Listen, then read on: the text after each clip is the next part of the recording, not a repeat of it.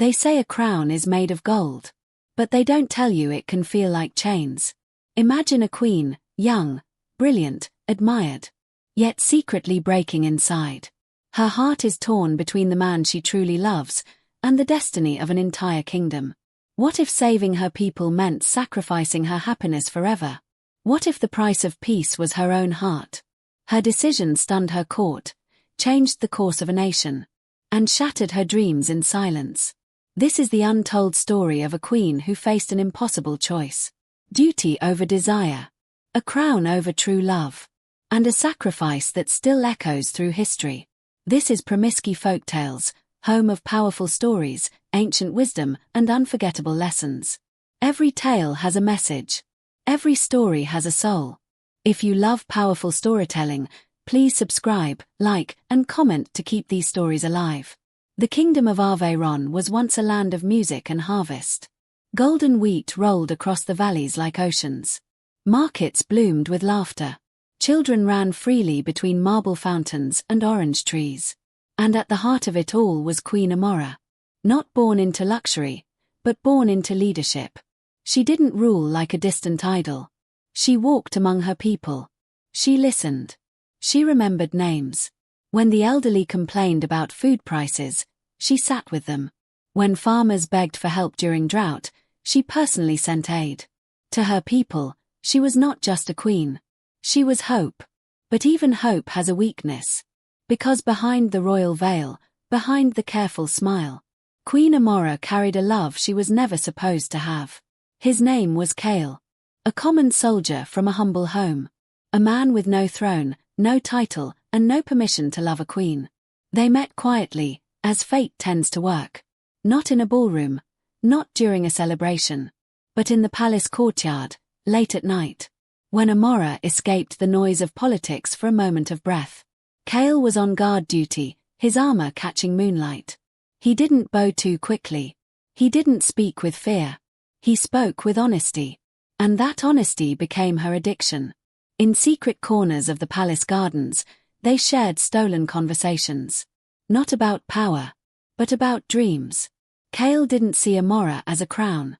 He saw her as a woman. And for the first time in years, Amara felt free.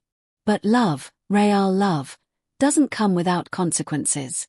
Especially when the world is watching. It began with silence.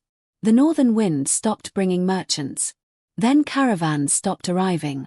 And then, one morning, a messenger rode into the palace, bleeding and terrified.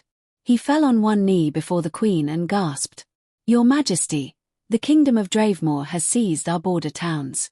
They are burning villages. And taking hostages." The palace erupted. Council members shouted. Generals slammed tables. Nobles demanded immediate war. But Queen Amara didn't shout. She stood slowly. And the room fell quiet the moment her eyes lifted. "Bring me the maps," she said. War was not new. But something about this felt different. Because Dravemere wasn't just attacking. They were starving Aveyron, blocking supply routes, cutting trade, weakening the people. A slow death. Not a fast one. And the truth came like a blade. Aveyron could not win a long war. Their army was strong. But their resources were fragile. If war dragged on, the people would suffer. And Amara knew exactly what desperation could do to a kingdom. It could break it from the inside. That night, the royal council gathered in a private chamber. One of those rooms where decisions were made that people never heard about. But always paid for. The eldest councilman, Lord Saurian, stepped forward. "There is a way," he said carefully. The queen's gaze narrowed. "Speak." He exhaled. "Dravemore's prince, Prince Darius, has offered a truce. A marriage alliance." The room held its breath. Amara's fingers tightened around the armrest of her throne. Lord Saurian continued, voice almost gentle. "If you marry him, the war ends. Our border towns will be returned. Trade routes will reopen. The people will live." A queen marrying for peace wasn't rare. But what made this different was Amara's silence. Because everyone knew. A queen can hide her love from the streets. But not from the walls of her own palace. The court had seen the way she looked toward the guards, the way her heart softened when Kale entered the room. And now the council was asking her to bury that heart alive. Amara spoke with a low, dangerous calm. And if I refuse? Lord Saurian didn't answer immediately. He simply placed a scroll on the table. A list. Villages destroyed. Families displaced. Children taken. Your Majesty, he said. If you refuse, thousands will die. Kale wasn't supposed to know. But secrets in a palace travel faster than birds. He heard it from another guard. A whisper in the corridor. The Queen is to be married to Prince Darius. Kale froze like he had been stabbed. His hands trembled as he made his way to the palace gardens. Their secret place. He waited until Amara appeared. She arrived like a shadow, her eyes already wet, as if she had cried everything out before coming. Kale spoke first. Is it true? Amara couldn't answer with words. Not at first. So she nodded. Kale took a step back, like the air had been stolen from his lungs. Tell me it's not real, he begged. Tell me they're lying. Amara's voice cracked. They are not lying. Kale's face hardened with pain. But you love me. That sentence cut deeper than any sword. Amara whispered, I do. Kale stepped closer. Then choose me. Run with me. Leave this crown behind. For one moment. Just one moment. Amara imagined it. A life without war meetings. Without political traps. Without sleepless nights. A small home. A hidden name. A normal love.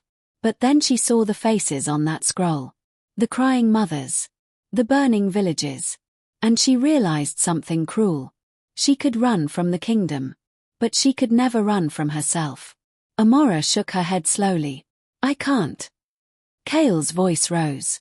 Why not? You've given them everything, your youth, your rest, your life. Why must they take your heart too? Amara's tears fell freely now. Because I am their queen, she whispered. And if I don't do this, they will not survive. Kale stared at her in disbelief. So the kingdom gets to live. And I'm the price. And Amara's lips trembled as she answered. Yes. Prince Darius arrived a week later. The entire court pretended to celebrate. Music played. Dancers spun. Banners flew. But Queen Amara felt like she was walking to her own funeral. Darius was handsome, polished, charming in the way powerful men often are. He bowed before her and kissed her hand like a promise. But his eyes were cold. I am honored, he said, smiling, to make you mine and make your kingdom safe. That night, Amara stood in her chambers, staring at her own reflection. The crown sat on her head. But her eyes looked like a prisoner's. Kale asked for one last meeting. Not as her guard. Not as her secret lover. But as the man who had loved her without permission. Amara met him at the edge of the palace walls where the forest began. Where no guards watched. Kale didn't speak for a long time. Then he finally said, I will not beg you again. Amara nodded slowly. I wouldn't survive hearing you beg, she whispered. Kale stepped closer, his voice low. I just want to know something. Was any of it real? Amara looked up at him, devastated. It was the only real thing in my life. Kale's eyes softened, even through pain. He reached into his pocket and pulled out a small necklace. A simple chain with a tiny charm shaped like a feather. What is that? She asked. Kale held it out. A reminder, he said, that even queens deserve to breathe. Amara took it like it was sacred. And in that moment, they didn't kiss like lovers. They kissed like two people trying to remember what happiness felt like. Before it disappeared forever. Then Kale stepped back and whispered, do your duty, my queen. But don't let them make you forget you're human. And he walked away into the darkness. Amara didn't follow. Because if she followed even one step, she might never return. The wedding day came. The kingdom gathered in the grand square.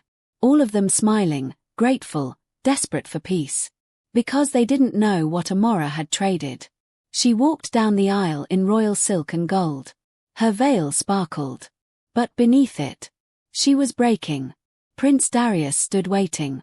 The priest began the vows. And when the moment came for Amara to speak, her voice almost failed her. But then she looked into the crowd. She saw children, mothers, fathers, people who believed in her, people who would live because of this. She took a breath and spoke clearly. I accept. The crowd erupted in cheers. But the palace walls did not echo joy. They echoed sacrifice. Peace came quickly. Dravemore withdrew its armies. Trade returned. Food supplies increased. The kingdom celebrated her as the greatest queen in generations. They called her the Queen of Peace. But peace didn't heal her heart. Inside her marriage, Amara became a symbol, not a woman. Prince Darius treated her with respect, but never with warmth. He wanted an alliance, not affection.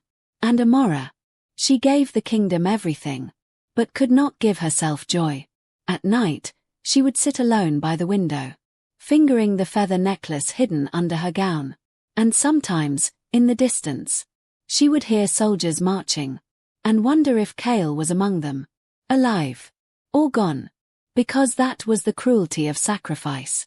You don't even get to keep what you lose. You only carry the memory of it.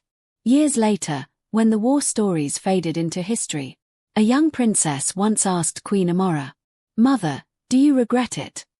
The queen looked out over her kingdom. A kingdom thriving, laughing, alive. And after a long silence, she said, "Regret is what you feel when you choose wrongly." She turned, eyes filled with quiet pain. "I chose correctly." The princess frowned. "But you look sad." Queen Amara smiled sadly. "Because, child, sometimes doing the right thing doesn't come with happiness." She stood taller, the weight of the crown heavy as ever. "But it comes with something greater." She placed her hand over her heart. "It comes with peace." And the world would never know it. But somewhere deep inside, the queen whispered a goodbye to the life she never got to live. Not because she didn't love, but because she loved too much. Not just one man, but an entire kingdom.